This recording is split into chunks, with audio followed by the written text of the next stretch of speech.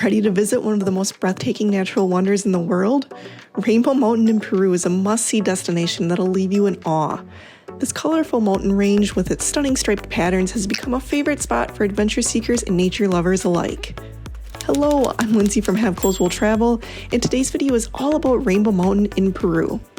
I've been fortunate enough to visit Rainbow Mountain multiple times over the years, and in today's video, you'll get the lowdown on preparing for the hike and the high altitude, what to wear and pack, and what to expect on the trail. I'll also share insider tips to make sure your experience is as smooth and enjoyable as possible. First up, a little background on Rainbow Mountain. Rainbow Mountain, also known as Vinicuna, did not become a tourist destination until 2015. This is because up until then, it was covered in snow. When that snow melted due to climate change, it revealed the beautiful colors underneath. The mountain was formed over time by weather, different environmental factors, and layers of dirt and minerals. These minerals make the mountain look like it's painted with colors like gold, purple, red, and turquoise, all stacked in layers reaching up to the sky. When I first visited back in 2017, there were only a handful of visitors making the journey to Rainbow Mountain. Now, there are hundreds of people visiting every day. How to prepare for your Rainbow Mountain hike? While the hike itself is really not too difficult, it's a very small incline for the majority of the hike and only takes about 3 to 4 hours max. The altitude is what will be the most challenging for people, no matter how good of shape you're in. Rainbow Mountain is 5,200 meters or 17,060 feet above sea level. You're going to feel very out of breath on this hike no matter what. The best you can do to prepare is to make sure you're walking or doing some form of light cardio on a regular basis. And if you plan to carry a day backpack, make sure you are also walking with this so you're used to using it by the time you go to hike. And of course, always consult with your doctor before you go on this hike. Now, preparing for high altitude, acclimating in Cusco. Before you head up Rainbow Mountain, it's important to give your body time to adjust to the high altitude.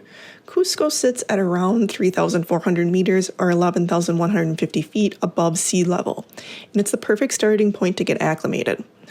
Plan to arrive in Cusco around 2 days before your trek to Rainbow Mountain. This will allow your body time to adapt to the reduced oxygen levels. During your time in Cusco, be sure to take it easy. Stay consistently hydrated by drinking plenty of water. Opt for light, easily digestible meals that are rich in carbs. Get enough rest and sleep to help your body recover. And most importantly, avoid alcohol and smoking. The locals will also tell you to drink coca tea to help with the altitude, and this does work for some people. I, however, did not have luck drinking coca tea and still had altitude sickness the first time I went up Rainbow Mountain. However, the last time I went, I spoke with my doctor and they gave me a prescription to help with altitude sickness. This was a huge improvement for me. I hardly noticed the altitude at all this last time. There are, of course, risk and side effects with this medication, so be sure to discuss this all with your doctor prior to going. Now, what to pack and wear? The most important thing to keep in mind for this hike, and really for what to wear in Peru in general, is layers, layers, layers. You're going to go through a lot of temperature changes throughout this hike. You'll be freezing one second and sweating like crazy the next. Here's what I recommend wearing and bringing with. Bring a day backpack you're comfortable using.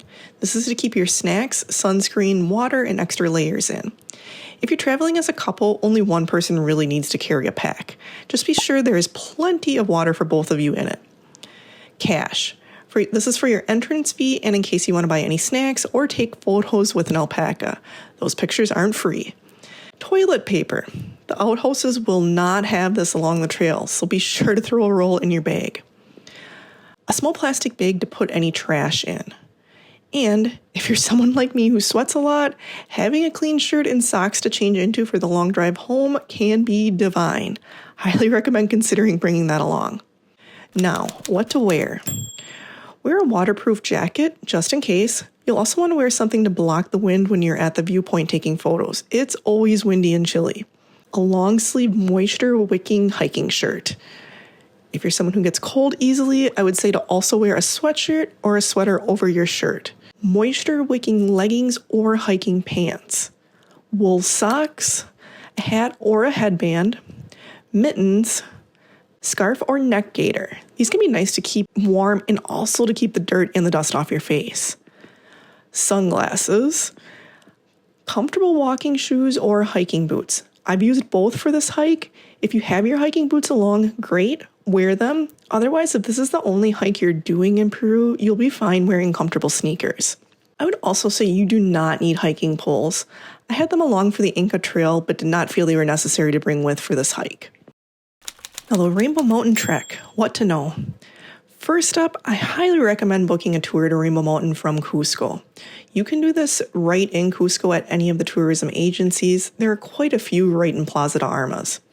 Most of these tours are less than 30 USD, which is absolutely worth it versus renting a car or trying to take a bus and then rent a taxi. These tours will also likely include both breakfast and lunch. Your guide will also likely carry an oxygen tank in case anyone gets altitude sickness, which is a really good precaution to take. Just book a tour. They're so worth it in this instance. Now, I personally like to have everything booked before I go on a trip. This greatly reduces my anxiety, so I have always booked my transportation or a tour online ahead of time. This, however, is more expensive than waiting until you get to Cusco to book, just FYI. Now, what to expect on the hike? Your Rainbow Mountain adventure will begin with an early morning pickup, usually around 3 or 4 a.m. This journey will start with a 3-hour drive from Cusco to the trailhead. Once you arrive, you'll need to pay a small entrance fee of 30 soles that goes directly to the local community maintaining the trail. The trek itself is about a 4-kilometer, 2.5-mile hike that typically takes around 3 to 4 hours. You'll start at an altitude of 4,326 meters and climb to a breathtaking 5,200 meters above sea level. The trail consists mostly of a wide gravel path with some stairs as you approach the viewpoint. The final stretch to the upper viewpoint has loose gravel and rocky sections, but it's generally not slippery when it's dry. The first half of the hike is relatively flat or a gradual uphill, while the last section becomes pretty steep. This last part takes about 20 minutes to complete. Don't be afraid to take breaks. I hiked the Inca Trail no problem, but took at least 3 breaks during that last 20 minutes of the Rainbow Mountain hike. If you find the trek too challenging at any point, you can rent a horse for about 100 soles to take you through the flatter sections. However, you'll need to complete that final ascent on foot. It's also important, in my opinion, to make sure that the horses you ride appear well taken care of and not overworked. For the most part, the horses I was seeing recently were in much better condition now than I had remembered. The best months to visit Rainbow Mountain. Timing can be everything to make the most of your Rainbow Mountain experience. The best time to visit is during the dry season, which runs from April to November. You'll have a better chance of enjoying blue skies and stunning views. The dry weather also makes for more pleasant and safer hiking conditions. Plus, the sunshine really enhances the mountain's famous rainbow hues. For an even better experience, though, consider visiting during the shoulder seasons of late April, May, September, October, or early November. During these months, you'll still enjoy dry weather and pleasant temperatures, with the added bonus of smaller crowds. It's best to avoid visiting in January, especially late January, as this is when the rainy season is at its peak. Heavy rains can lead to muddy trails, poor visibility, and even road closures due to landslides. I've personally visited it in September and November and had absolutely perfect sunny weather in September, but there were far fewer people during late November. It was a little rainy and cloudy during that time. That said, though, even a cloudy, rainy day at Rainbow Mountain is incredible. Seeing Rainbow Mountain is an absolute must when you visit Peru. It's one of the most incredible places I've ever been to, and I would visit again in a heartbeat. If anyone has any questions about my experience hiking Rainbow Mountain, please don't hesitate to reach out in the comments.